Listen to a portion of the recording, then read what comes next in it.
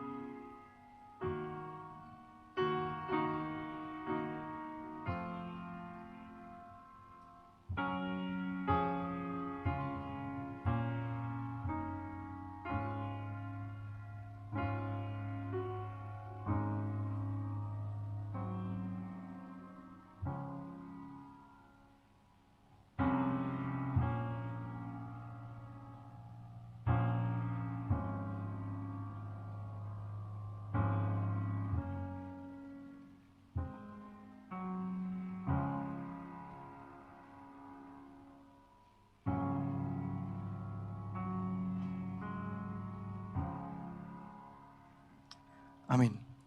Mazmur 150 ayat pertama dan yang kedua. Haleluya, pujilah Allah di tempat kudusnya. Pujilah Dia di cakrawalanya yang kokoh.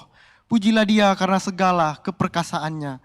Pujilah Dia sesuai dengan kebesarannya yang hebat. Mari kita mau memuji, kita mau menyerukan nama Yesus karena Dia Allah yang hebat. Dia Allah yang perkasa. Mari kita menaikkan pujian, nyanyi bagi Dia. Mari kita sama-sama menaikkan pujian kita, suara kita. Kita mau memuji Allah kita, karena Dia Allah yang hebat. Mari kita bertepuk tangan, memuji Yesus Kristus.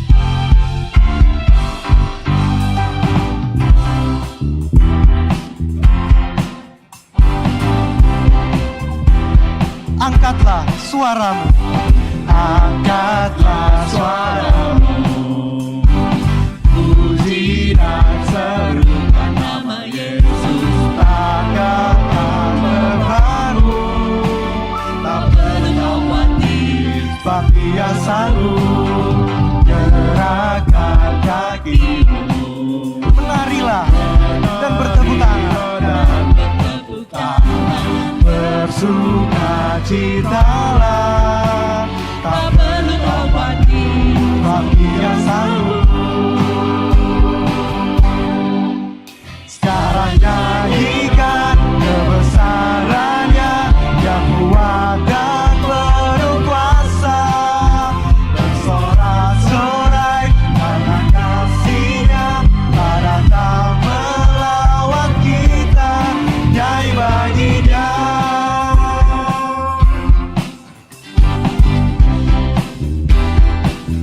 Gerakan kaki, gerakan kaki.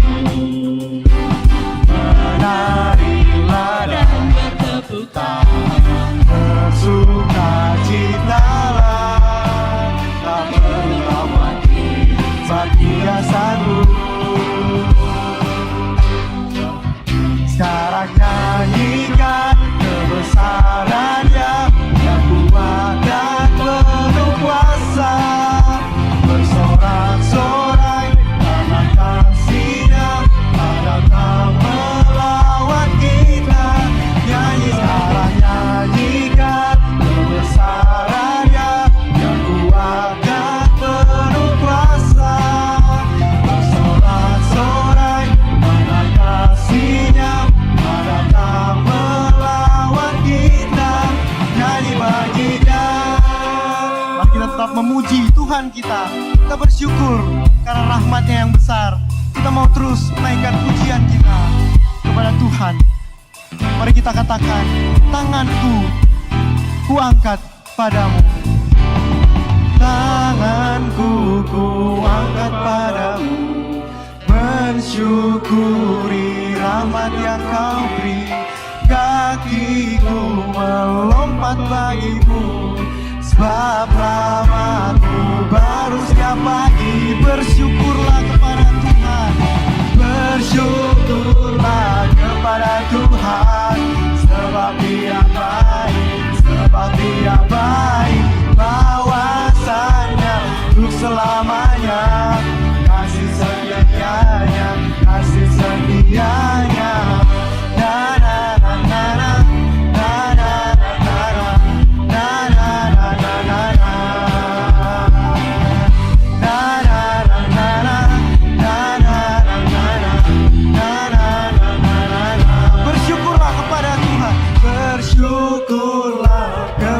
Tuhan, sebab Ia baik, sebab Ia baik. Bahwasanya ku selamanya kasih setianya, kasih setianya. Bersyukurlah kepada Tuhan, sebab Ia baik, sebab Ia baik. Bahwasanya ku selamanya kasih setianya, kasih setianya. Na na na na na, na na na na na, na na na na na na, na na na na na, na na na na. Bersyukurlah. Ya, kita bersyukur untuk kebaikan Tuhan. Dan mari kita berdoa untuk membuka dan melanjutkan ibadah kita hari ini. Mari kita berdoa. Tuhan, kami bersyukur untuk kebaikan-Mu, kami bersyukur untuk anugerah-Mu bagi kami. Dan kami melihat bagaimana tuntunan Tuhan, pemeliharaan Tuhan kami boleh rasakan sampai hari ini. Karena itu kami mau bersyukur untuk kebaikan Tuhan. Dan kami bersyukur Tuhan karena Engkau Allah yang kudus mengundang kami beribadah hari ini. Itu semua karena anugerah Tuhan dan kelayakan Tuhan bagi kami. Hari ini Tuhan kami mau datang beribadah. Kami mau terus memuji Tuhan. Biarlah puji-pujian kami dan ibadah kami berkenan di hadapan Tuhan. Terima kasih Tuhan, kami menyerahkan ibadah hari ini. Biarlah ibadah ini boleh berjalan sesuai dengan kehendak Tuhan. Terima kasih Tuhan, ini doa kami. Di dalam nama Tuhan Yesus kami berdoa. Amin. Jemaat dipersilakan duduk kembali.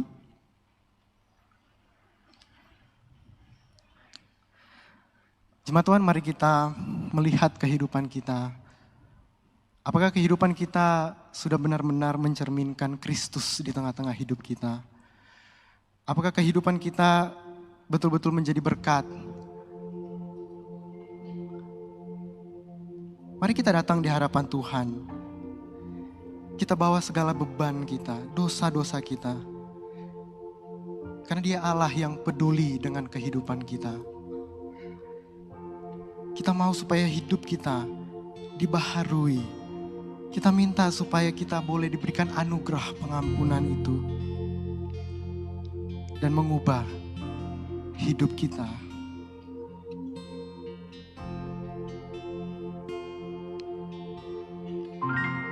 Sujud di altarnya. Kita katakan Tuhan, kami anak-anak-Mu yang datang membawa hidup kami. Kami perlu anugerah Tuhan. Pengampunan Tuhan. Yang mampu membebaskan kita dari seluruh dosa kita. Dia ubah hidupku. Hidupku baharui hati. Harui hatiku, sesuatu terjadi saat datang di altarnya. Mari dengan hati yang murni kita bawa. Bila hati terasa berat, tak seorang pun mengerti bebanku. Ku tanya Yesus, apa yang harus ku buat? Dia berfirman, mari datanglah, mari datanglah. Dia selalu pedulikan aku. Ku datang Yesus, gapiku segala bebanku. Sujud di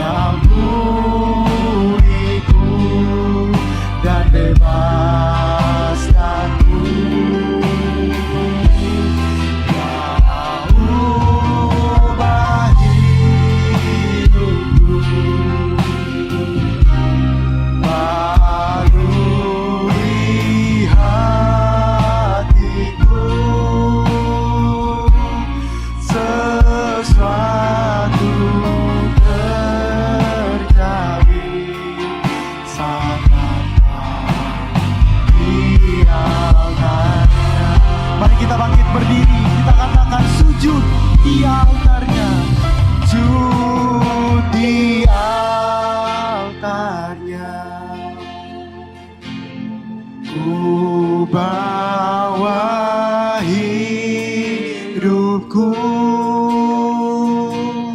ku terima anugerahnya yang beriku dan bebaskanku. Dia ubah hidupku, ubah hidupku, barui hatiku.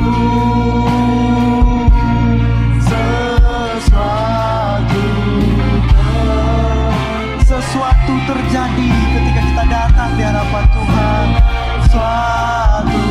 Sesuatu terjadi. Sesuatu terjadi saat datang di altarnya.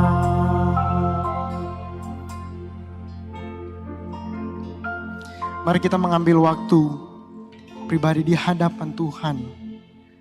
Mungkin setiap minggu kita datang beribadah, kita ada di momen waktu pengakuan dosa. Tapi seringkali itu hanya menjadi rutinitas. Tapi mari hari ini biarlah benar-benar kita punya satu turning point di dalam hidup kita. Dan kita berkata, Tuhan, aku mau mengikut Engkau. Biarlah Engkau ubahkan hidupku menjadi seperti apa yang Engkau inginkan. Mari kita ambil waktu teduh sejenak di hadapan Tuhan.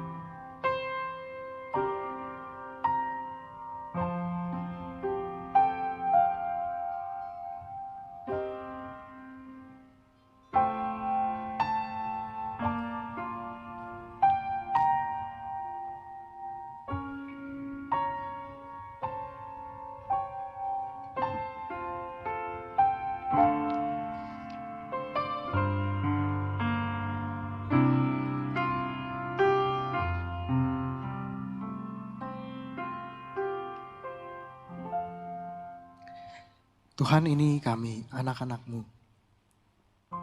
yang datang di hadapan-Mu. Mungkin gak ada seorang pun yang mengerti apa yang menjadi beban kami. Gak ada seorang pun yang tahu apa yang menjadi pergumulan kami. Gak ada seorang pun yang tahu dosa-dosa tersembunyi kami. Oleh karena itu kami perlu Tuhan untuk kami datang meminta belas kasihan. Mungkin tidak semua orang yang peduli dengan hidup kami.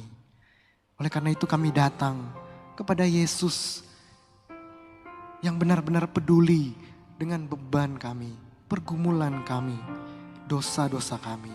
Karena Dia Allah yang mengasihi kami dan Dia tidak mau kita hidup di dalam dosa-dosa kami. Karena itu Tuhan, kami datang di hadapan-Mu, membawa hidup kami. Kami mau biarlah anugerah pengampunan Tuhan membebaskan kami, menguduskan kami, dan mengubah hidup kami, memperbaharui hati kami. Supaya kami makin melihat bagaimana Tuhan kami yang begitu besar, yang begitu indah, itu boleh direfleksikan di dalam kehidupan kami. Dan kami boleh munculkan di dalam kehidupan kami sehari-hari. Tuhan, kami tahu kami manusia yang terbatas. Kami sering kali mengaku jatuh lagi.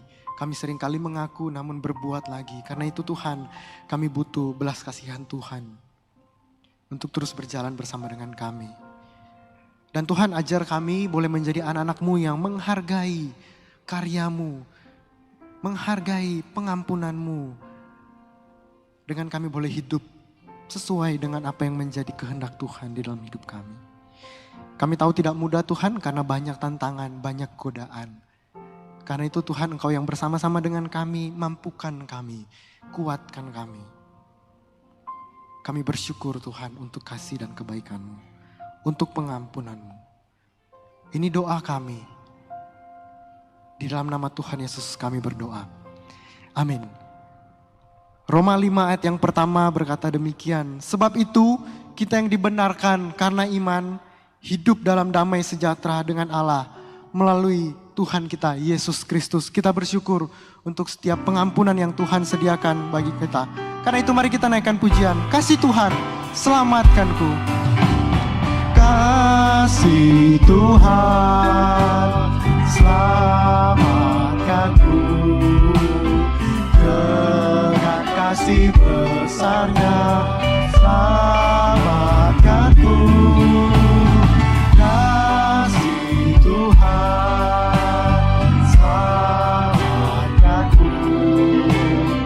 Dengan kasih besarnya, selamatkanku. Mari dengan tetap berdiri dengan sikap hormat. Kita mau mengikrarkan pengakuan iman kita berdasarkan pengakuan iman rasuli yang berbunyi demikian. Aku percaya kepada Allah, Bapa yang Maha Kuasa, Khalik langit dan bumi, dan kepada Yesus Kristus anaknya yang tunggal Tuhan kita, yang dikandung dari Roh Kudus, lahir dari anak darah Maria, yang menderita sengsara di bawah pemerintahan Pontius Pilatus, disalibkan, mati dan dikuburkan, turun ke dalam kerajaan maut. Pada hari yang ketiga, bangkit pula dari antara orang mati.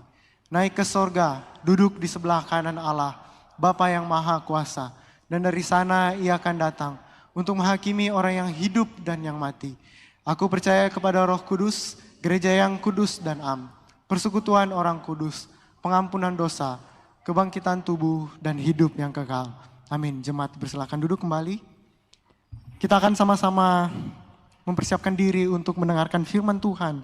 Dan biarlah kerinduan kita terus dipenuhi, dibekali, dan melakukan firman Tuhan.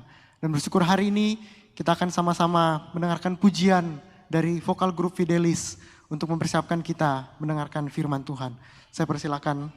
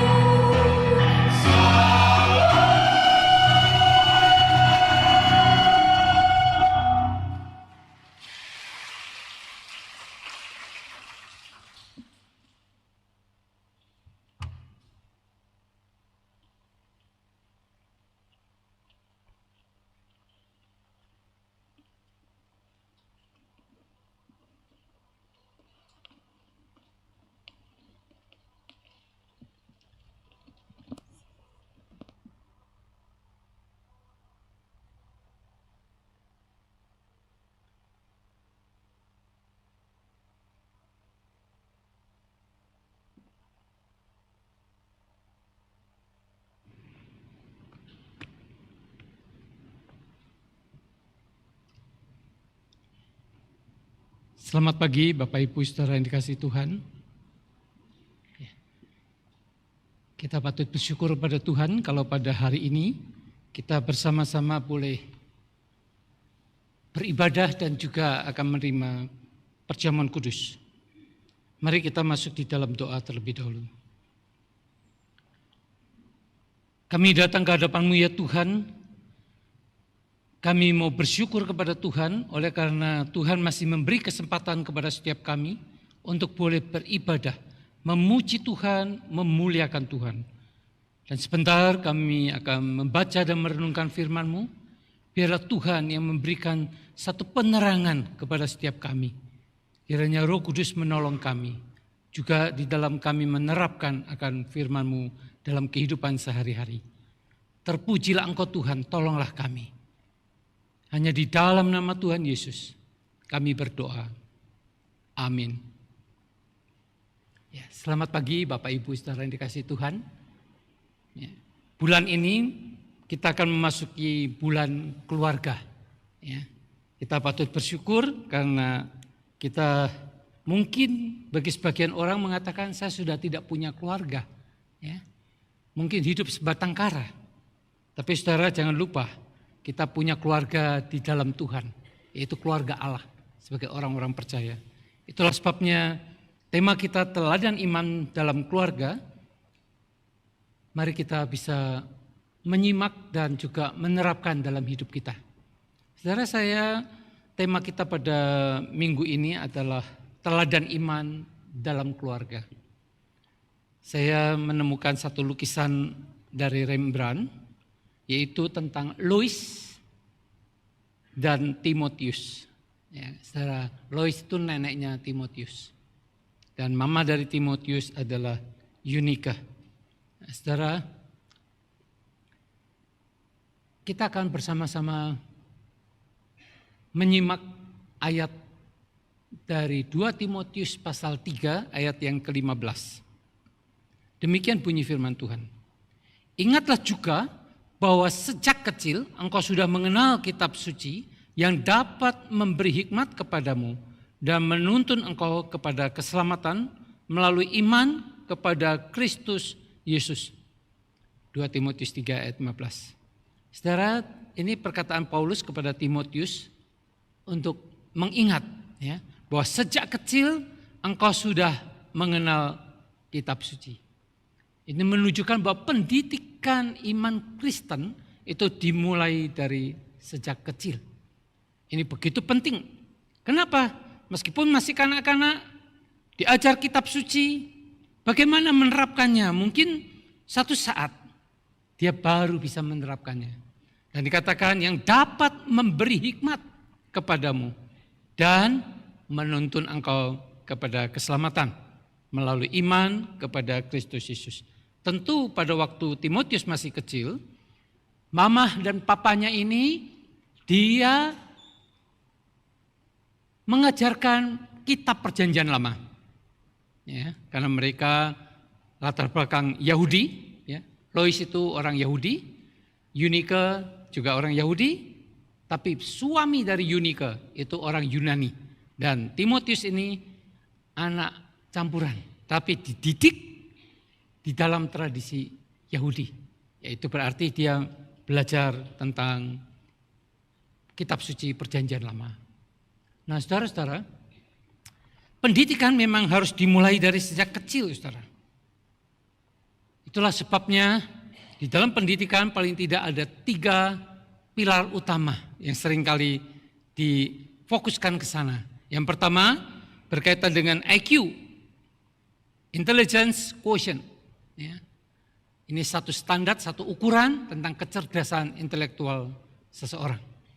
Tapi yang kedua yaitu tentang EQ, Emotional Quotient. Ya. Ini penting sekali saudara. Bukan hanya intelektual, tapi emotional quotient ini sangat penting. Bahkan ada orang mengatakan keberhasilan seseorang dalam hidup ini, EQ itu 2 kali lipat lebih berhasil daripada orang yang punya EQ yang tinggi. Yang ketiga saudara, yaitu tentang spiritual quotient. yaitu ukuran tentang kerohanian. Nah, saudara, kalau bicara tentang IQ, saya mencoba searching, paling tidak ada 10 orang yang di dalam kehidupan ini dicatat memiliki IQ tertinggi. Ya. Albert Einstein itu 200, ya, itu tidak masuk di dalam 10 yang terhitung. Yang pertama, saudara, ini orang Korea, namanya Kim Ung-yong. Ini bukan yang tertinggi ya, tapi saya hanya memilih 3 yang kira-kira bisa bermanfaat untuk disampaikan. Lahir tahun 62, dalam usia 6 bulan, dia sudah bisa bicara. Bayangin saudara, anak yang umur 6 bulan kemudian ngomong sama saudara. Kira-kira gimana? Kaget enggak? Ya? Tapi ini memang termasuk anak ajaib. Anak yang punya kejeniusan. Biasanya orang disebut jenius itu kalau IQ-nya 140, itu udah jenius. Ya. Presiden Habibie 200 ya. Sama dengan Einstein. Tapi dia termasuk super jenius sebetulnya ya. Tapi saudara ini Kim Ung-yong ini 3 tahun ini bisa 4 bahasa. Bahasa Korea, Jepang, Inggris, dan Jerman. Wah ini luar biasa. Ada seorang yang bernama Ainan Celeste Kohli. Ini orang Malaysia, lahir tahun 99. Jadi umurnya sekarang baru 25 tahun. Ya, saudara nanti bisa searching juga. IQ-nya 263. Ini luar biasa. Dalam umur 7 tahun, dia bisa menyelesaikan O-level di dalam bidang kimia. Dan kemudian umur 8 tahun, dia masuk di Politeknik di Singapura. Ini semua pendidikannya di Singapura ya, Ainan ini. Yang ketiga saudara,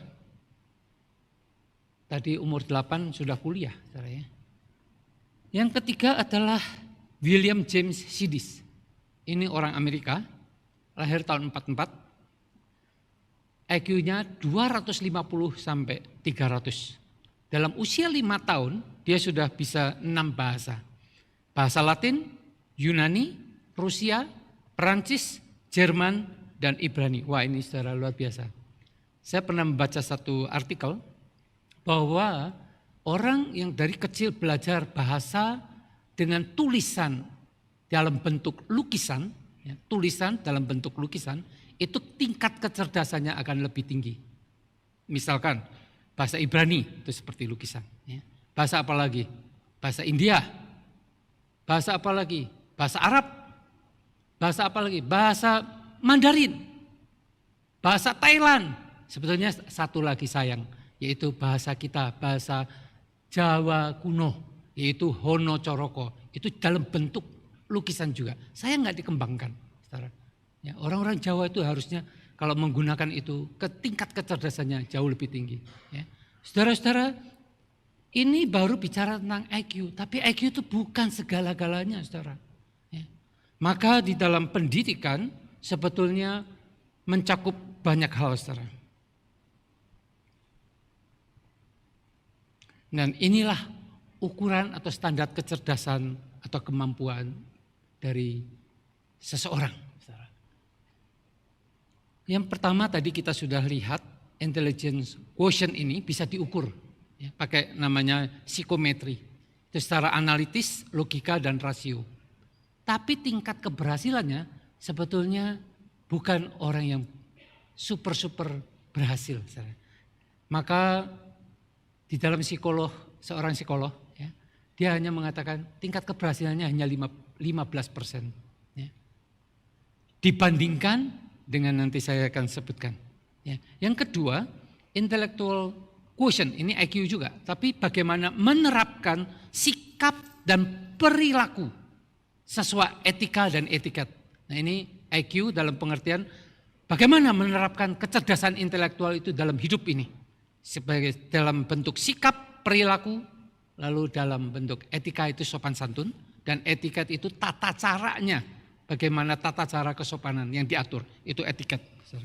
Nah, yang ketiga saudara, emotional quotient ini adalah tingkat kecerdasan emosional ini, bagaimana seseorang menerima, ya, bagaimana dia menilai, bagaimana dia mengelola, serta mengontrol emosi. Ini jauh lebih penting. Dan seorang psikolog Daniel Goleman, dia mengatakan ini tingkat keberhasilannya 85%. Jadi dibandingkan orang yang pandai sekali sama orang yang emosinya bisa dia kelola, punya kecerdasan emosi, maka dia 2 kali lipat sebetulnya. Ya. Keberhasilan di dalam hidupnya. Yang keempat, saudara, spiritual quotient atau SQ, kecerdasan spiritual ini. Ini adalah kecerdasan jiwa, memahami arti hidup, ya. Lalu dia percaya dan mengandalkan Tuhan, dan Tuhanlah penentu keputusan dalam hidup ini. Ya. Ini orang yang sangat mengandalkan Tuhan, dan kecerdasan spiritual seperti ini sangat penting. Yang kelima, saudara, adalah social quotient. Ya, saudara, kalau nanti saudara kembangkan tuh ternyata banyak ilmu itu berkembang terus, saudara. Bagaimana di dalam pelajaran sekolah zaman dulu itu begitu banyak item, ternyata itu sudah disusun, baru kemudian ditemukan. Ini sebetulnya masalah social quotient, nanti ada yang masalah spiritual quotient, ada pelajaran agamanya, ada semua pelajaran-pelajaran itu tentu ada makna di balik semuanya itu. Ya. Nah, saudara, orang yang memiliki kecerdasan sosial ini, dia bisa beradaptasi dengan situasi dan kondisi apapun. Jadi kalau orang ini diutus pergi bekerja di kota, satu kota dengan budaya yang berbeda, terus di tempat lain, di negara lain, di mana saja, dia bisa beradaptasi. Orang yang memiliki kecerdasan sosial ini. Dia jujur, dia sopan, dia percaya diri. Jadi dia bisa bergaul. Saudara, yang keenam, saudara, ada cultural quotient, kecerdasan budaya. Ini yang mungkin para seniman miliki. Ya. Dia memang punya passion di sana. Dia mungkin senang menyanyi, senang menari. Saudara, seringkali di pendidikan di sekolah itu lebih diutamakan IPA. Matematik, fisika, kimia, itu baru orang yang dianggap pinter dan berhasil. Tidak, saudara. Nanti kita melihat begitu banyak hal sebetulnya di dalam keutuhan hidup manusia dan keberhasilannya. Yang ketujuh, saudara, kita lihat ada creativity quotient. Ini orang yang cerdas di dalam berkreativitas. Dia punya potensi untuk menemukan hal-hal baru. Saudara, kalau ada AI, ada Facebook, ada apa, itu orang-orang yang punya kreativitas tinggi. Ya. Dia luas, ya. Dia banyak ide, dia original. Penemuan bukan copy paste, saudara. Bukan tinggal copy lalu ditempelin begitu ya. Dia bisa mengurai, dia bisa merumuskan. Saudara, ini orang yang punya kreativitas, tingkat kecerdasannya tinggi. Lalu physical quotient. Saudara, ini kecerdasan fisik. Makanya di sekolah ada pelajaran olahraga, saudara ya. Kalau anak saudara pulang bawa rapot, kira-kira IPA-nya atau matematikanya dapat 5, sementara olahraganya dapat 9, saudara bangga enggak? Enggak ya? Wah, anak saya ini bisanya cuma olahraga. Saudara bayangkan, itu cara penilaian oleh karena ketidakpahaman kita. Saudara pingin enggak punya anak seperti Lionel Messi, seperti Muhammad Ali, seperti pelari cepat dunia. Saudara, mereka itu punya kecerdasan fisik yang luar biasa. Gajinya berapa, saudara? Bukan miliaran, bukan puluhan miliar, bukan ratusan miliar. Bahkan sudah bisa triliun, saudara. Saudara sebagai CEO, sebagai direktur utama, saudara tidak bisa mencapai itu. Oleh sebab itu kita tidak boleh mengukur keadaan seseorang, kecerdasan seseorang, talenta seseorang itu berbeda-beda.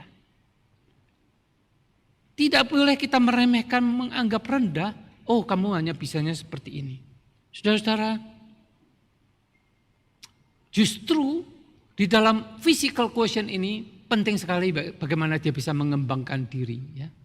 Dia kalau tubuhnya sehat, maka jiwanya sehat. Bahkan quotient-quotient yang lain, ukuran-ukuran yang lain, saudara, standar yang lain bisa mengikut, saudara. Ya. Dan yang kesembilan, saudara, adversity quotient atau AQ, kecerdasan terhadap kesulitan. Nah, ini orang nggak menyangka ya, ternyata orang yang punya kecerdasan terhadap bagaimana menghadapi kesulitan, ini tiap orang berbeda. Ya. Bagaimana orang seperti ini justru menurut para psikolog ini orang-orang yang berhasil. Saudara. Bukan orang yang pintar, bukan IQ-nya tinggi, tapi orang yang bisa menghadapi kesulitan. Nah, Paul Gestol ini dia memberikan 3 tahapan tentang bagian ini. Dia katakan begini, ada orang yang menghadapi kesulitan, dia langsung menyerah. Langsung quit, mundur, menyerah. Tapi ada orang yang menghadapi kesulitan, dia berkemah seperti berkemah. Dia tidak maju.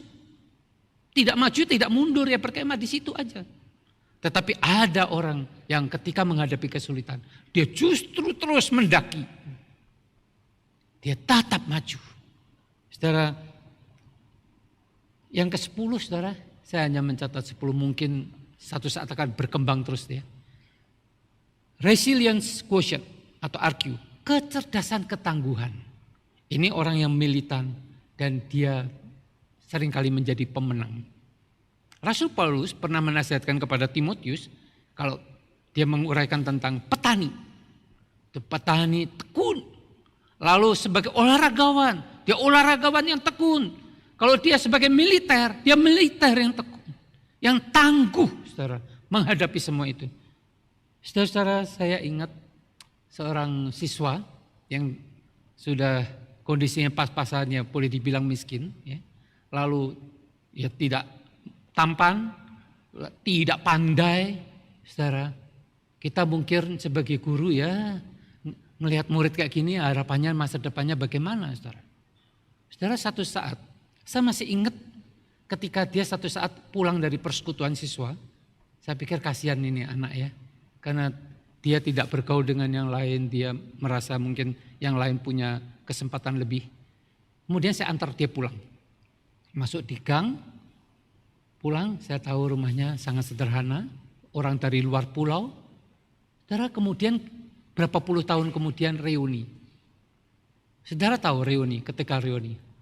Pakai towernya dia, saudara. Lalu saya kaget. Di dalam reuni yang pertama saya tahu dia orangnya sudah mapan berhasil. Tapi kali ini tower reuni yang kedua pakai towernya dia, saudara. Lalu saya ketika saya merenungkan bagian ini, kenapa orang yang mengalami kesulitan lebih sukses? Kenapa dia orang yang tangguh? Dia sebagai pemenang. Secara IQ dia rendah. Belajar pas-pasan. Bahkan mungkin tergolong kurang pintar. Secara ekonomi kurang beruntung. Tapi saudara, ketika saya mendengar, saya belum pernah mewawancara dia, kenapa, apa yang kamu lakukan? Dari kamu muda begitu sederhana, boleh bilang miskin, tinggal di kontrakan orang tuanya. Gak punya modal, gak punya warisan, tapi tiba-tiba bisa di dalam usia 55 tahun barangkali ya. 10 tahun di bawah saya mungkin, 55 sudah memiliki tower. Saudara-saudara, orang-orang yang seperti ini dikatakan orang yang sukses adalah orang yang seperti itu. Bukan mungkin orang yang punya IQ tinggi, begitu mengalami kesulitan dia sudah mundur. Bahkan dia bisa bunuh diri. Saudara. Bukan hanya satu kesaksian. Saudara. Sebetulnya ada di kakak tingkat, di kelas kakak tingkat ya. Enggak dipandang lah waktu masih sekolah itu. Tapi tiba-tiba dia bisa melejit. Saudara-saudara, ini bicara tentang bukan hanya kesempatan, tapi dia adalah, saya nggak tahu tingkat kreativitasnya, bagaimana dia pasti menghadapi kesulitan dan dia tangguh. Saudara-saudara, bagi orang Yahudi, prenatal ini sangat penting, prenatal orang Yahudi. Sejak dalam kandungan, maka ibu itu sudah harus memberikan asupan makanan yang sangat bergizi. Jadi dalam kandungan sudah begitu bagus, begitu lahir kalau anaknya perempuan diberi makanannya khusus lagi. Yang bergizi ikan dan yang lain. Nanti remaja diberi makanan yang lebih bagus lagi. Nanti sudah menikah diberi makanan yang lebih bagus. Supaya keturunan demi keturunan itu keturunan yang sangat prima. Itulah gak heran kalau orang Yahudi banyak sebagai pemenang Nobel. Ya. Banyak sekali pemenang Nobel. Dan banyak orang-orang Yahudi yang memberikan ide-ide kreatif yang mendunia, kelas dunia. Saudara-saudara, bukan hanya fisik saudara. Makanan yang gizi, tetapi yang non fisik. Kalau saudara lihat gambar itu, bagaimana ibu orang Yahudi itu menaruh musik di perut supaya janin itu bisa mendengar musik. Bukan hanya itu saudara-saudara, dia juga mengajarkan saudara menyanyi, mamanya sambil nyanyi. Lalu dia mengajarkan bahasa sejak dalam kandungan. Mamanya sudah ngomong bahasa Inggris, bahasa Ibrani, supaya apa? Supaya mereka sudah, bayi ini seolah-olah sudah terbiasa mendengar suara seperti itu. Kalau enggak saudara, saudara sama seperti ketika mendengar bahasa Mandarin. Ngomong, ya. Karena enggak jelas saudara. Atau seperti orang mendengar bahasa yang lain lah, bahasa Ibrani. Saudara seperti orang yang dengar dengungan saja. Saudara, tapi mereka bisa tajam karena dari kecil sudah ini. Bahkan diajarkan matematik. Gimana cara mengajarnya saya juga nggak tahu. Apakah di 1 sampai 10 diulang-ulang, lalu 1 tambah 1 sama dengan 2 supaya dihafal. Saya nggak tahu. Ya. Tapi saudara ini dicatat. Rasul Paulus menasihatkan kepada Timotius begini. Sebab aku teringat akan imanmu yang tulus ikhlas, iman yang pertama-tama hidup di dalam nenekmu Lois dan di dalam ibumu Yunika, dan aku yakin hidup juga di dalam dirimu. Ini iman yang hidup. Iman yang hidup di neneknya yang namanya Lois. Iman yang hidup di Yunika mamanya. Dan iman yang hidup juga di Timotius. Saudara-saudara, tentu ada teladan iman yang hidup itu dari neneknya, dari mamanya untuk Timotius. Ini penting sekali saudara. Apa sih teladan itu? Teladan adalah sesuatu yang patut ditiru atau baik untuk dicontoh. Ini tentu yang baik. Meskipun ada orang lebih mudah meniru yang tidak baik. Tapi itu bukan teladan saudara. Ya. Timotius sendiri artinya apa saudara? Adalah memuliakan Allah. Orang tua menginginkan anaknya itu pasti dengan satu harapan yang baik. Ketika memberi nama, dia ingin supaya anak saya bisa menjadi sesuai namanya. Ketika orang tua dari Timotius memberikan nama ini memang nama orang Yunani saudara. Tetapi maksud dari memuliakan Allah itu bisa mencakup seluruh suku bangsa. Dia berasal dari Listra.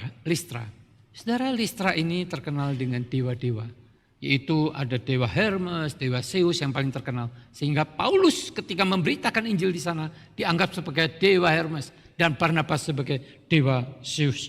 Saudara-saudara, ini latar belakang dari Timotius. Ketika Timotius dinasihatkan oleh Paulus di dalam 1 Timotius 4 ayat 12. Jangan seorang pun menganggap engkau rendah karena engkau muda.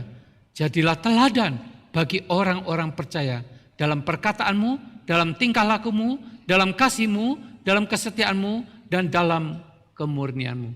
Nah saudara-saudara perhatikan. Teladan bagi orang-orang percaya. Apa hubungannya dengan teladan iman bagi keluarga tema kita pada hari ini? Kita tentu tahu iman dari Lois, iman dari Yunika, dan iman sampai kepada Timotius. Tetapi di sini Timotius dinasihatkan teladan bagi orang-orang percaya. Orang-orang percaya itu adalah keluarga Allah. Saudara. Ini keluarga juga. Bukan keluarga secara darah, tetapi keluarga Allah. Ini penting. Bagaimana kita bisa menjadi teladan. Dan Timotius pada waktu itu masih muda. Usianya 20 tahun. Tapi Timotius sudah punya pengalaman. Bukan orang baru lah di dalam pelayanan. Dia sudah bersama dengan Rasul Paulus ikut penginjilan. Dia ikut merintis melayani di Korintus, di Filipi, di Tesalonika, di Berea, dan terakhir ini Paulus minta supaya dia melayani di Efesus. Dan di Efesus kondisinya sama seperti di Listra, yaitu penyembah dewa-dewa. Dan ketika sudah percaya, masih banyak yang sifatnya mistik, yang sifatnya dongeng-dongeng. Itu perlu dibereskan oleh seorang yang muda, namanya Timotius. Itulah sebabnya Rasul Paulus menginstruksikan, memberikan pesan, jangan kamu mau dianggap rendah. Tapi kamu harus menjadi teladan. Baik, bagi orang-orang percaya ini, dalam apa saja? Dalam perkataan, dalam tingkah laku, dalam kasihmu, dalam kesetiaanmu, atau dalam iman ya. Pistis itu bisa iman dan kesetiaan. Dan dalam kemurnianmu, bisa juga disebut dengan kesucian ya, dan kemurnian. Saudara-saudara, hal ini penting saudara. Supaya Timotius tahu persis apa yang harus dia kerjakan dan bagaimana dia hidup. Saudara, jangan seseorang mau menganggap kamu rendah, menghinakan, menganggap sepi, ya kurang disegani, mengabaikan atau tidak mengindahkan. Tapi yang kedua saudara, yaitu bagaimana menjadi teladan. Kata tupos ini saudara, artinya banyak. Yaitu bisa bekas, bisa patung, bisa pola, bisa contoh, bisa teladan, bisa gambaran, bisa isi. Nah saya ingin melihat dalam dua saja, yaitu teladan dan bekas. Saudara, saudara, teladan ini teladan bagi orang-orang percaya. Teladan iman bagi keluarga Allah, saudara-saudara. Nah, tetapi Thomas satu saat menggunakan kata tupos ini dengan pengertian bekas paku di tangan Tuhan Yesus. Saudara-saudara, bekas paku, tupos. Thomas berkata begini, kalau aku tidak memegang bekas luka di tangannya, aku tidak percaya. Saudara, ini penting sekali. Ketika Thomas berkata seperti itu, sebetulnya itulah jejak, itulah teladan, itulah bekas. Teladan itu satu bekas yang membekas, yang merupakan jejak yang ditinggalkan. Saudara-saudara, saya ingat ketika saya umur 16 tahun, saya berada dari kota Semarang bersama rombongan anak-anak remaja pergi ke kota Temanggung. Kota Temanggung ini terkenal kota bersih yang mendapat adipura. Di sana orang tidak akan membuang sembarangan sampah. Kita pendatang dari kota Semarang yang biasa jorok, buang sampah, makan permen, buang di jalanan gitu. Lalu teman yang orang tinggal di Temanggung ini berkata begini, tolong semua, jangan buang sampah sembarangan, ambil. Dia ambil, dia taruh di tempat sampah. Saudara tahu, saya nggak tahu berapa banyak dari belasan orang itu yang mendapatkan teladan itu. Itu membekas, teladan itu satu membekas. Dan sejak saat itu, saya bertekad dalam hati saya tidak akan buang sampah sembarangan. Dari umur 16 sampai hari ini. Itu berapa puluh tahun pengaruhnya. Satu teladannya sederhana. Saudara, saya teringat ketika saya pergi dari Heidelberg yang di Jerman, kemudian naik bus ke Lucerne yang ada di Swiss. Supir bus itu sebagai imigrasi.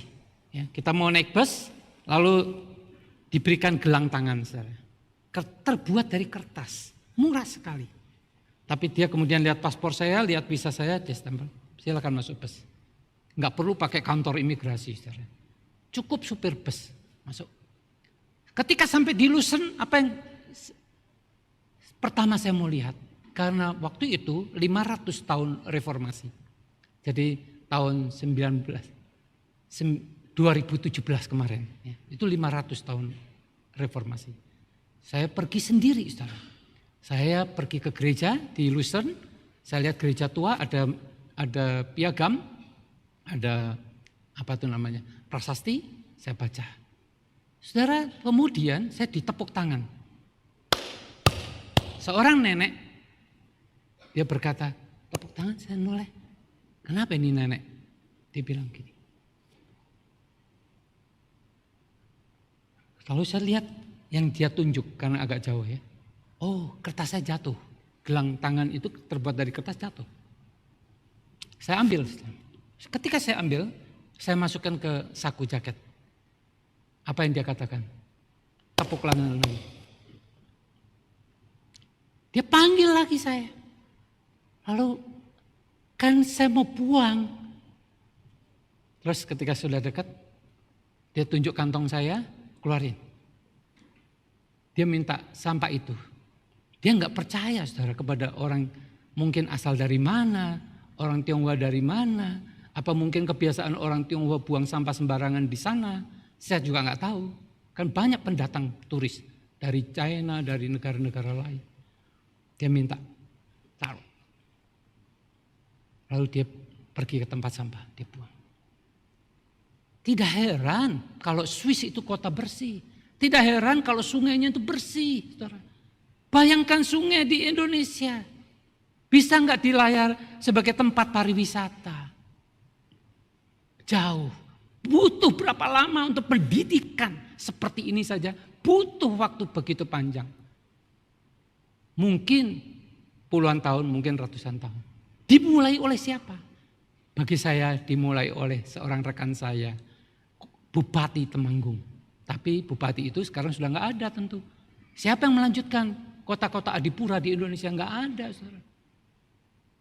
Saudara-saudara, ini adalah teladan yang sederhana, tapi bisa dilakukan.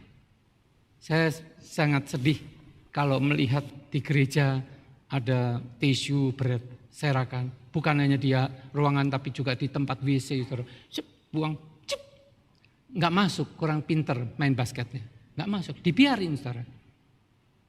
Saya tidak ambil, saya tunggu kalau nggak ada orang baru saya ambil, saya masukin.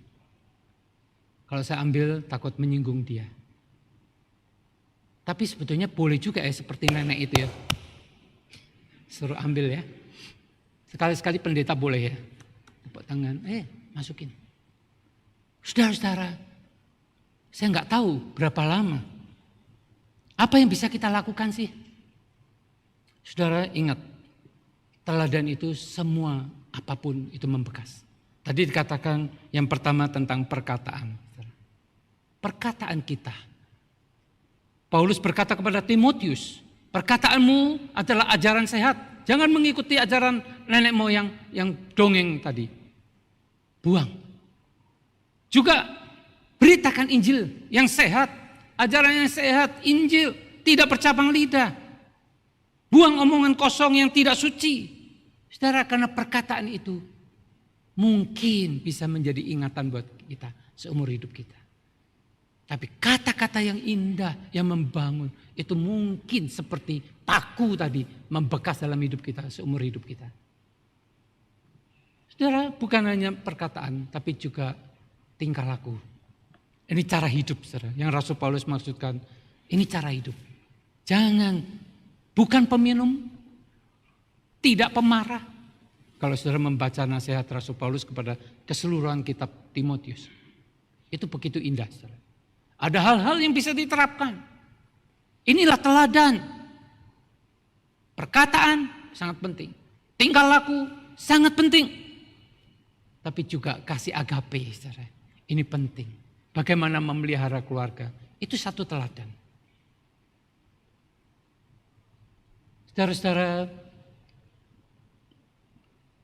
firman Tuhan mengajarkan, rawatlah orang tuamu, keluargamu. Ada orang mengatakan, Pak, saya ini uang yang harusnya buat melihara orang tua, saya udah berikan kepada gereja untuk pembangunan gereja, untuk pelayanan. Saudara, itu keliru, saudara. Untuk memelihara keluarga itu penting. Kemudian, untuk pelayanan dan membangun rumah Tuhan. Itu juga penting. Biarlah ketika engkau menegur, seperti engkau menegur bapak, menegur ibu, menegur saudaramu dengan penuh kasih, dengan sabar, dan mengampuni. Saudara, biarlah kesetiaan kita itu juga menjadi teladan. Apa itu kesetiaan? Saudara-saudara, ini iman. Pistis itu iman tapi setia. Rasul Paulus menjelaskan itu tentang bagaimana ikut menderita bagi Injil. Itu setia, itu iman. Dengan iman kita memberitakan Injil dan oleh karena Injil kita menderita. Setialah. Saudara-saudara, termasuk dengan doktrin pendirian, ya, pengajaran. Jangan mudah diombang-ambing. Terlalu banyak. Dari zaman ke zaman selalu muncul ajaran-ajaran ini. Kelihatannya menarik. Tapi kemudian ini mempengaruhi ibadah, saudara. Iman itu berpengaruh kepada ibadah. Kalau kita melihat ibadah, cara ibadah, yang apakah Tuhan berkenan dengan cara itu? Saudara, yang selanjutnya itu tentang kemurnian. Yaitu bagaimana menjauhi nafsu orang muda. Kemurnian ini juga iman yang murni. Kemurnian ini juga kesucian. Saudara-saudara, biarlah ini semua menjadi teladan. Dan Rasul Paulus mengatakan kepada Timotius, Timotius, kamu itu sudah meneladani aku dalam banyak hal.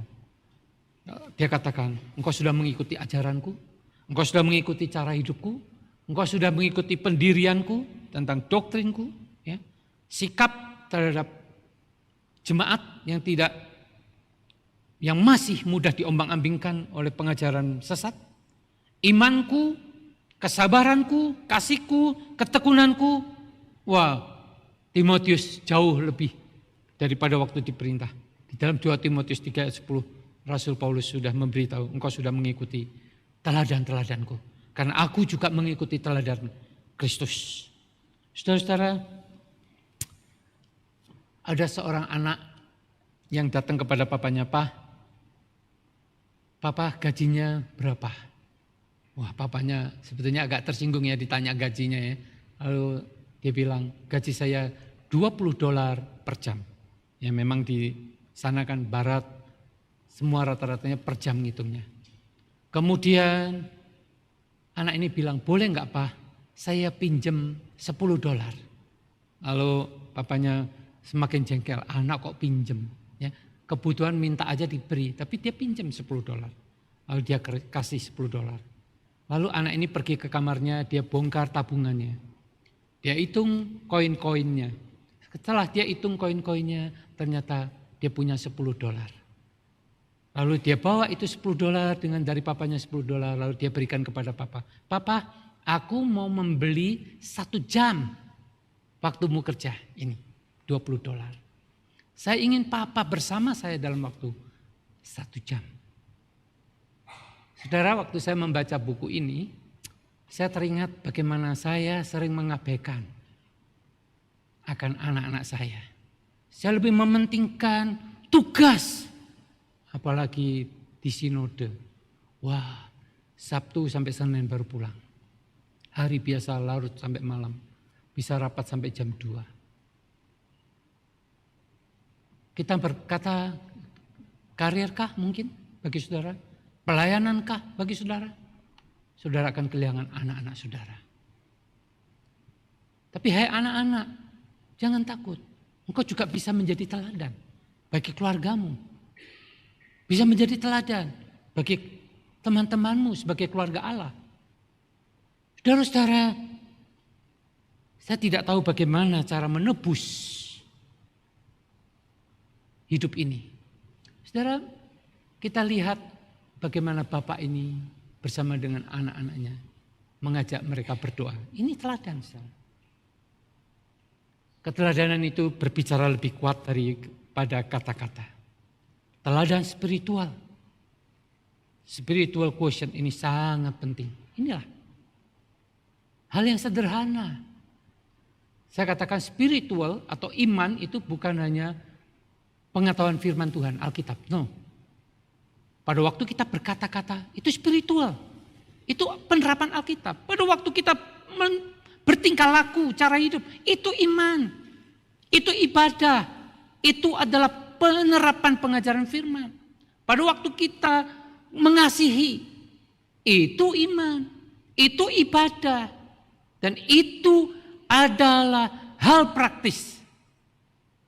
Pada waktu kita setia mengalami penderitaan di dalam oleh karena Injil, oleh karena percaya kita. Itu iman, itu ibadah.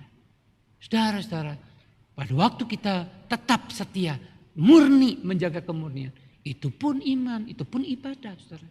Saudara-saudara, itulah sebabnya spiritual quotient menjadi hal yang sangat penting. Saudara, bagaimana sih meningkatkan ini, spiritual quotient ini? Saya mencatat ada beberapa. Bagaimana membangun relasi itu dengan Tuhan dan sesama. Sesama ini penting, saudara. Jangan bilang, saya cuma mau relasi dengan Tuhan. Ini di dalam kelompok kecil yang kita akan lakukan. Ini salah satunya. Perenungan firman Tuhan. Saudara menganggap remeh perenungan firman Tuhan. Begitu lewat. Anak-anak saudara tidak belajar. Saudara tidak belajar. Lewat waktu kita habis. Sudah. Timer alarm sudah berbunyi. Seorang rekan kemarin baru berkata apa? Wah, ternyata nyawa itu begitu rapuh ya Pak. Nyawa itu begitu rapuh. Baru kena sesak napas, baru dibawa rumah sakit penuh. Pindah rumah sakit, di jalan sudah meninggal. Nyawa itu begitu rapuh dia katakan. Saudara-saudara, melakukan firman Tuhan, menjadi murid Tuhan. Ketika seseorang melakukan firman Tuhan, dia menjadi murid Tuhan. Lalu orang yang spiritual quotient, dia mengenali tujuan hidup dia, tanggung jawab dia, dan kewajiban Kristen dia. Dia semakin rendah hati di hadapan Tuhan dan sesama. Dia mau berdamai dengan Tuhan dan sesama. Dia mau mengembangkan tim kerja dan kemitraan dengan siapa saja. Dan sering melakukan introspeksi. Rasul Paulus mengatakan kepada Timotius, awasilah dirimu dan awasilah ajaranmu. Ini penting. Ada satu masa kita harus merenung bagaimana kerohanian kita, bagaimana diri kita, bagaimana ajaran kita. Saudara-saudara, mungkin kita hanya ngomong, satu saat kita menuainya setelah sekian lama. Satu saat ketika anak saya mulai bekerja atau hampir bekerja tapi dia sudah menghasilkan penghasilan, mendapatkan penghasilan.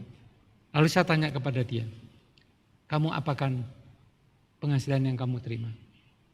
Dia katakan, karena itu untuk pertama kali dia dapat. Dia katakan, saya persembahan hasil pertama. Dia katakan, persembahan hasil pertama. Oh, saya ingat. Dulu, pada waktu anak-anak masih kecil, saya pernah menceritakan pengalaman bagaimana hidup di persekutuan kampus, diajar oleh kakak-kakak tingkat. Nanti kalau bekerja ingat ya, penghasilan hasil pertama itu dipersembahkan kepada Tuhan. Semuanya. Saya ingat TU gereja katakan, ini buat apa ya? Persembahan hasil pertama itu apa? Loh, ada di Alkitab. Saudara, masa kecil ditanam, besar, dia menuai. Kita menuai. Saudara. Saya tidak ingat kapan, umur berapa dia mendengar itu. Tapi saya ingat saya pernah menceritakan itu. Waktu papa di kampus, diajar begini dan penghasilan pertama berikan. Masih muda, belum menikah waktu itu. Nah, saudara-saudara, saya ingin menutup khotbah saya dengan Mama Pendeta Stephen Tong. Seorang ibu yang menjadi teladan buat anak-anaknya. Dia sebagai seorang janda, memiliki banyak anak, tinggal di Kulangi, di Xiamen, di Fujian, China. Kulangi ini satu pulau yang dari Xiamen harus nyebrang naik ferry. Baru ke tempat wisata Kulangi ini. Kulangi sampai hari ini tidak ada mobil. Tidak ada mobil. Saya ingat dulu waktu anak-anak masih kecil saya beribadah di sana dari Xiamen. Harus naik ferry itu 3 renminbi. Itu pulang pergi. Karena memang tidak ada tempat lagi. Ke sana kamu pasti pulang nanti. Mau sore mau malam itu disiapkan. Terserah. Berangkat. Pokoknya 3 bayar 3 itu udah termasuk pulang. Saudara, Mama Pendeta Stephen Tong bersama dengan anak-anak dia sebagai janda hidup di Kulangi ini. Dan apa yang dilakukan? Yang diceritakan oleh Pendeta Stephen Tong. Mamanya itu tiap pagi mendaki bukit. Memang ini tempat jalannya agak naik ya seperti bukit. Di sana dia berdoa. Apa yang dia doakan? Dia keadaan tidak mampu mendoakan anak-anaknya. Dan itu menjadi teladan. Dan begitu banyak anak-anaknya menjadi hamba Tuhan. Khususnya yang laki-laki. Saudara-saudara, biarlah kita apa yang kita mau tancapkan kepada anak-anak kita, kepada keluarga Allah, kepada keluarga kita. Apa yang kita mau berikan teladan yang membekas. Apakah itu hal-hal yang buruk? Perkataan tingkah laku kita yang buruk? Itu bukan teladan. Tapi itu juga membekas. Apakah kita mau yang baik? Yang memuliakan Tuhan. Sama seperti Timotius yang artinya memuliakan Tuhan. Mari kita berdoa. Kami datang ke hadapan-Mu ya Tuhan pada saat ini. Ajar kami Tuhan dalam hidup ini yang cuma sekali. Biarlah kami boleh sungguh-sungguh dinasihatkan oleh firman Tuhan ini. Pakai hidup kami untuk menjadi teladan bagi sesama. Ampuni segala dosa kesalahan kami. Hanya di dalam nama Tuhan Yesus. Mampukan kami untuk menyimpan firman-Mu, untuk melakukan firman-Mu. Terpujilah Engkau Tuhan. Kiranya nama-Mu dipermuliakan. Hanya di dalam nama Tuhan Yesus kami berdoa. Amin.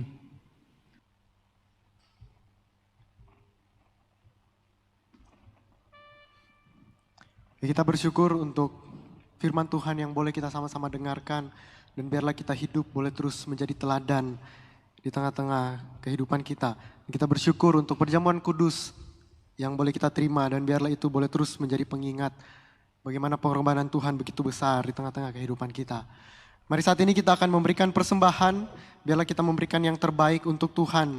Dan kita terus mengingat bahwa karya Tuhan di tengah-tengah hidup kita harusnya membawa kita terus boleh mempersembahkan hidup kita untuk kemuliaan nama Tuhan. Mari kita menaikkan pujian sukacita kusembahkan.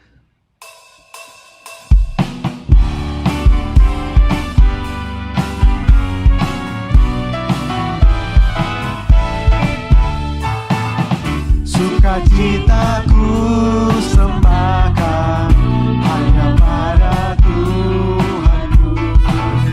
Hatiku bagaikan bunga mekar sinarnya. Awan maut ketakutan direnyakan olehnya. Beri padaku sukacita, hatiku dicerahkan. Langit bumi alam semua menyatakan mulianya. Bintang malaikat menyanyi mengitari tahtanya. Ada hutan gunung lembah, ada hijau sabutnya. Burung nyanyi air mengalir, ajak kami senanglah. Mari kita bangkit berdiri, mari kita naikkan pujian. Yang ketiga, sumber berkat, pohon rahmat, anugerahnya kekal. Sumber berkat, pohon rahmat, anugerahnya kekal. Sukacita kehidupan mengalir memancarlah. Anak Tuhan bersaudara, hidup dalam kasih. Kita saling mengasihi dalam suka yang benar. Mari kita berdoa. Tuhan, kami bersyukur untuk kebaikan Tuhan dalam hidup kami. Ketika Tuhan memberikan kami waktu untuk datang beribadah, kami memuji Tuhan dan kami boleh terus diperlengkapi dengan firman-Mu. Itu semua karena anugerah Tuhan dan kebaikan Tuhan. Kami bersyukur Tuhan melayakkan kami ambil bagian di dalam perjamuan bersama-sama dengan Tuhan. Dan biarlah itu terus menjadi pengingat bagi kami betapa besar pengorbanan Tuhan di dalam kehidupan kami. Dan kami terus mau rindu menjadi teladan iman. Di mana kami berada, Tuhan tempatkan, kami boleh terus menjadi berkat. Kami bersyukur Tuhan, kami boleh memberikan persembahan. Biarlah persembahan yang sudah kami berikan ini benar-benar Tuhan berkati, kuduskan, dan boleh dipakai untuk kemuliaan nama Tuhan melalui pelayanan di gereja ini. Engkau yang terus berkati orang-orang yang boleh mengelolanya, Engkau percayakan, biarlah Tuhan yang terus menolong, menuntun mereka. Terima kasih Tuhan, ajar kami supaya kami boleh terus mempersembahkan hidup yang kudus dan berkenan di hadapan Tuhan. Ini doa kami, di dalam nama Tuhan Yesus kami berdoa. Amin. Jemaat dipersilakan duduk, kita akan sama-sama mendengarkan warta penggembalaan.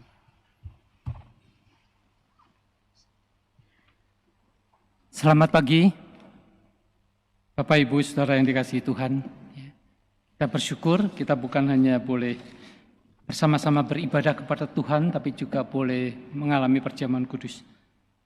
Terima kasih juga untuk Fidelis yang sudah memuji Tuhan dengan baik. Terima kasih untuk setiap tim yang sudah melayani pada hari ini. Tim musik, tim perjamuan kudus, tim asyir. Saudara, saya ingin menyambut kehadiran saudara yang baru pertama kali datang beribadah di tempat ini. Apakah ada? Silakan acungkan tangan saudara kalau ada. Puji Tuhan. Ada lagi yang lain? Yang baru pertama kali datang, sebelah kanan saya. Sebelah kiri saya, apakah ada? Yang baru pertama kali datang? Baby room? Di atas, apakah ada yang baru pertama kali datang?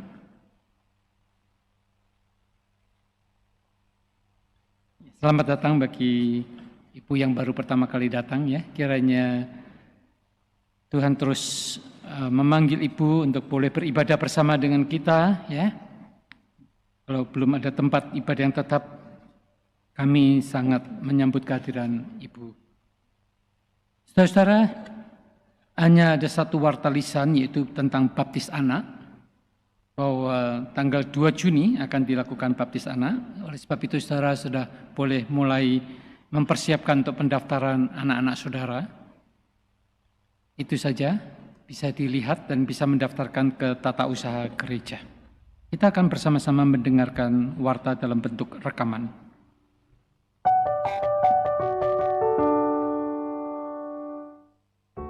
Kebaktian doa diadakan pada hari Rabu tanggal 8 Mei 2024 jam 6.30 sore di Ruang Sion lantai 2. Kebaktian dilakukan secara hybrid dengan pembicara Pendeta Ronnie Lee dengan tema The Imperfect Family. Dan perjamuan makan malam dapat diikuti 30 menit sebelumnya. Kami mengundang jemaat untuk hadir atau dapat mengikutinya melalui Zoom meeting.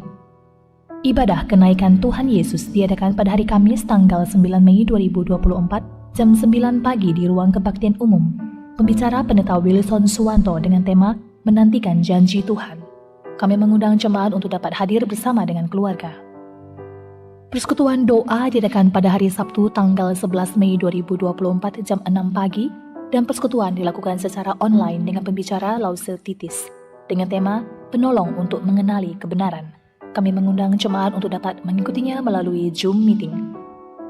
Relasi dan komunikasi adalah hal penting dalam sebuah keluarga. Namun hal ini seringkali menjadi masalah dalam sebuah keluarga. Bagaimana sebuah keluarga Kristen menyikapi hal ini? Temukan jawabannya dalam kebaktian Family Day. Akan diadakan pada hari Minggu tanggal 12 Mei 2024. Diadakan hanya satu kali ibadah pada pukul 10 pagi dengan pembicara Evangelis Yvonne Sylvia. Seorang yang menekuni pelayanan anak dan keluarga akan membawakan dengan tema Friendship and Communication. Mari bersama dengan keluarga, suami, istri, anak, dan orang tua bersama-sama datang beribadah kepada Tuhan. Sakramen baptis anak akan diadakan pada tanggal 2 Juni 2024. Bagi Bapak Ibu Jemaat GKY KBR yang ingin mengikut sertakan anaknya, dapat mendaftar melalui tata usaha gereja dan mengikuti kelas pembinaan orang tua bersama gembala pada tanggal 26 Mei 2024. Batas akhir pendaftaran tanggal 22 Mei 2024. Pelayanan pengobatan gratis diadakan pada hari Sabtu tanggal 11 Mei 2024 pukul 9 pagi sampai pukul 12 siang. Bagi jemaat yang hendak bergabung dalam pelayanan pengobatan gratis, dapat mendaftarkan diri melalui Ibu Elian di nomor yang tertera. Pendaftaran terbuka sampai tanggal 7 Mei 2024. Klinik Hidup Baru bekerja sama dengan bidang pelayanan sosial GKY Kebayoran Baru akan mengadakan medical check-up, vaksinasi, dan injeksi multivitamin pada hari Minggu tanggal 12 Mei 2024 pukul 7 pagi sampai 10.30 pagi di lantai 1 GKY Kebayoran Baru. Dapatkan potongan harga hingga 45%. Untuk pendaftaran dan informasi lebih lanjut dapat dilihat melalui link atau menghubungi nomor yang tertera di warta. Pendaftaran dibuka hingga tanggal 11 Mei 2024.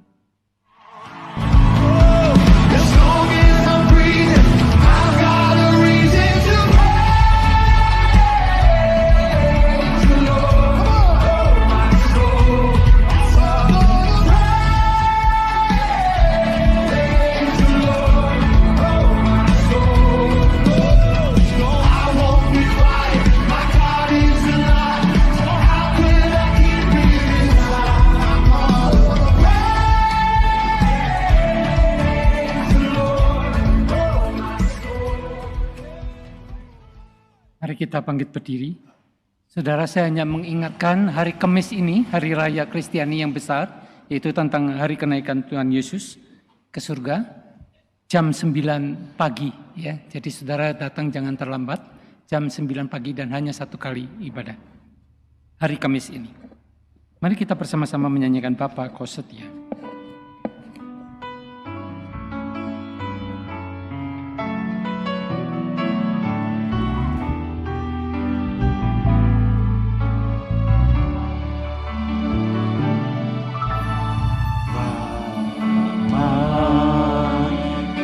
Setia,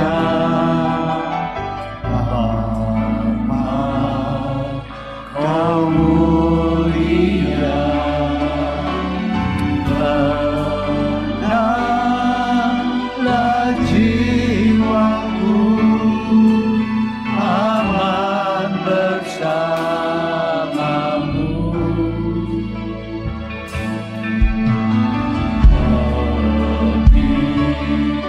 Dari harta Kaulah segalanya,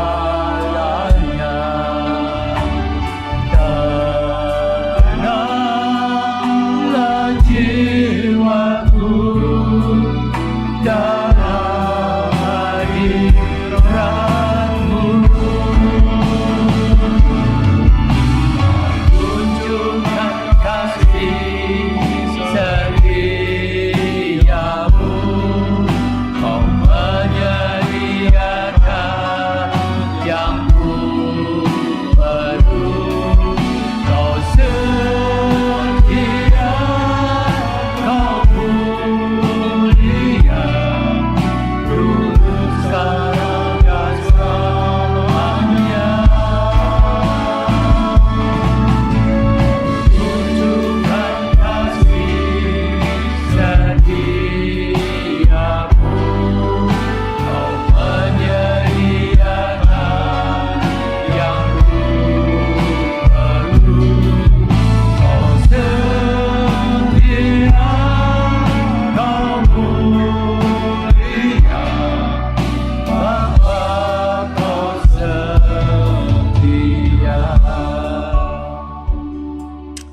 Bapa di surga, kami rindu Tuhan, Engkau yang memeriksa seluruh keluarga kami masing-masing.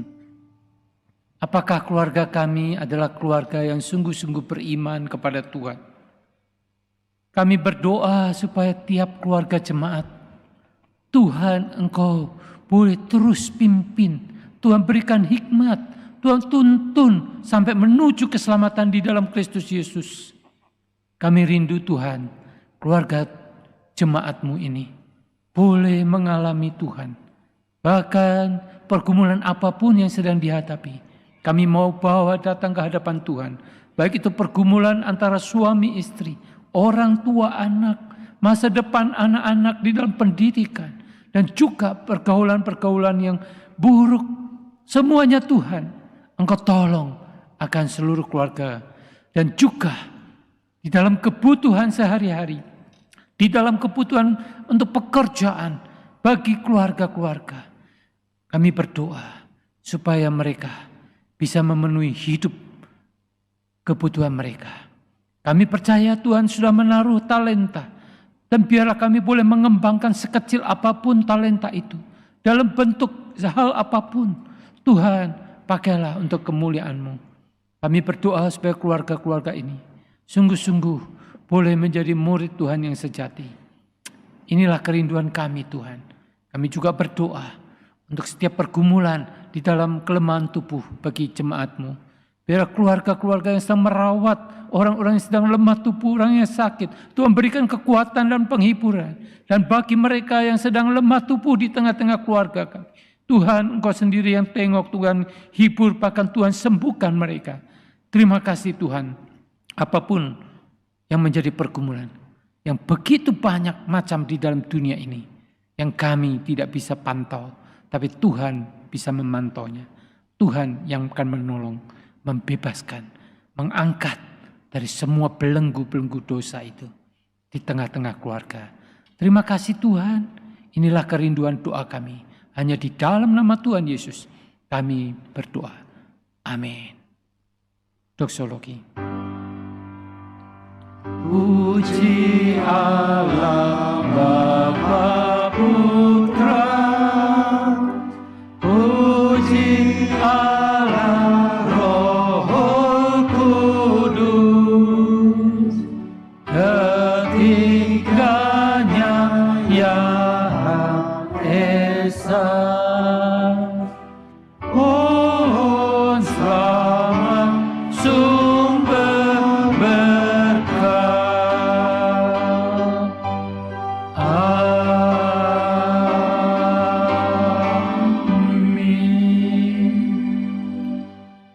Saudara-saudara, arahkanlah hatimu kepada Tuhan dan terimalah berkat-Nya.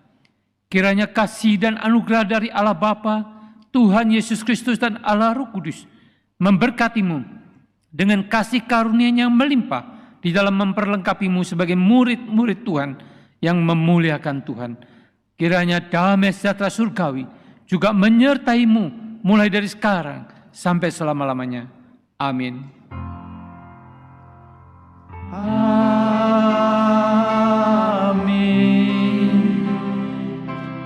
Amin.